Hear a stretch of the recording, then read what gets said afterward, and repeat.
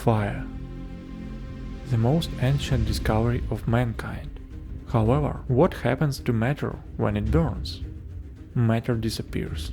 But why?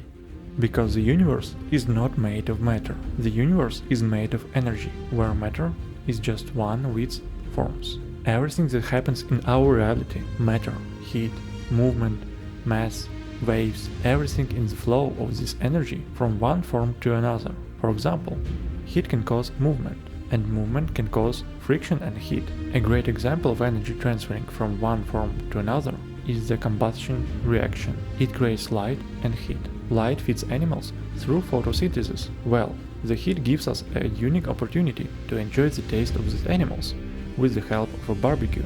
The light of the sun, grass, beef, and your stomach, as you can see. The causal sequence of all events in this world is determined not by matter at all, but by where energy flows. If at the moment of energy transition the substance is preserved, then this is a physical phenomenon. If at the moment of energy transition the substance changes, then this is a chemical phenomenon. Matter is energy conserved in small particles of atoms, each of which consists of smaller particles, core protons and shell electrons. These core particles define the element. For example, if there are 8 particles, then we have oxygen, and if there are 26 of them, then we have iron. Electrons, shell particles, move and are capable of transforming matter. For example, if several atoms come together under one electron shell, a molecule is formed. This is more complex matter, because one molecule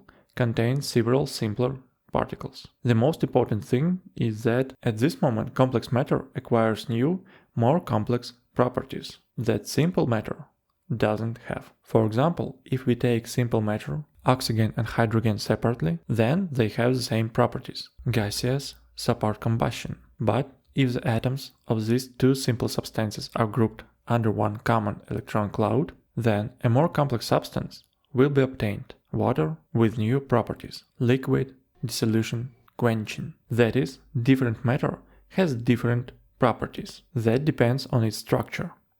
The more atoms are grouped within one electron cloud, the more complex the molecule we get, and the more complex properties it can exhibit. This phenomenon is called emergence. The emergence of new properties at higher levels of the organization. It surrounds us everywhere. For example, if you take a single brick, the list of its properties is very limited. However, if you assemble a wall from such bricks, then cool new properties will arise. Protection from the environment and heat retention. It works the same way at the molecular level. One atom.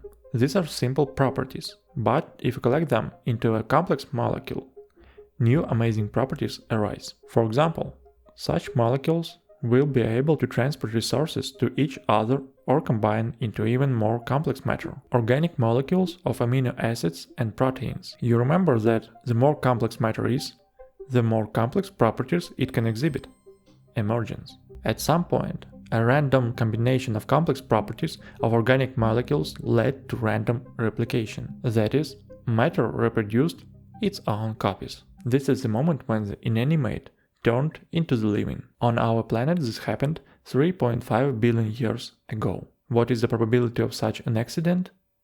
Very low. Richard Dawkins compares it to a tornado blowing over a scrap metal yard and accidentally leaving behind a Boeing 747. However, modern scientists have already managed to simulate the natural occurrence of complex organic molecules, amino acids and sugars, from simple elements. Give them a couple more billion years and life may well emerge. The first replicator copied molecules of itself. A million years later, these molecules literally filled the entire planet with their copies. Our Earth is limited by its physical dimensions. Therefore, competition for limited resources inevitably arose between replicators. Errors in replication led to mutations and copy variations. Those replicators that adapt better to their environment survived, while the rest died.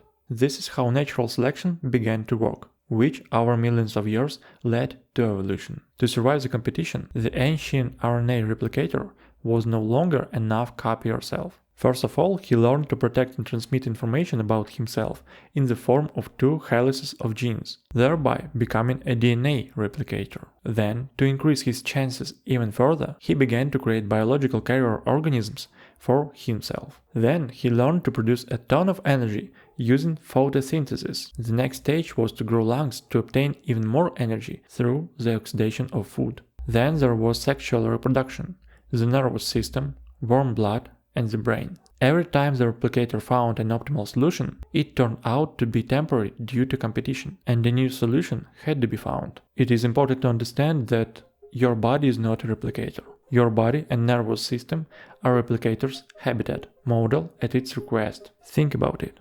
We are service personnel, and we don't copy ourselves. If not us, then who? Who lives forever? Our replicator, the DNA molecule, is copied and lives forever. But children look like their parents, you say? Yes, because it benefits the replicator. This way the parent organism takes better care of them, and the replicator receives from the cell a completely new version of an already well-known car. However, new organisms are never exact copies of their parents. The DNA replicator gives the body a range of possible properties, genes, that are activated depending on the environment. Such a system improves the survival of the organism better than exact copying of parents, because the replicator can change quickly, but the environment can. To survive, it's not enough for a replicator to copy itself. This was only at the very beginning, at easy levels. Now, for survival, you also need to transmit information about the environment in order to build an effective carrier capable of effectively managing this environment. The replicator, whose information quality is better, survives. Did you find out that there is oxygen around? Created lungs? Survived. Did you find out that it's cold all around? Changed the host's metabolism, warmed up the blood, and survived. Good information, one thing, life. Bad information, 0, death. Biological computer. The replicator doesn't have consciousness like us. It's carriers. It doesn't need it because he is not involved in operational management. Through trial and error, the replicator accumulates information about the environment over billions of years and learns to control it through its media. Those replicators that have good information are successful, and they survive. The rest die. Thus, DNA replicators are a biological computer that accumulates information about the environment and changes it. We, people, just like other animals, are the closest modified environment. We are those machines, changing which the replicator goes into eternity. Our task is to serve this biological computer until it comes up with something more perfect than us.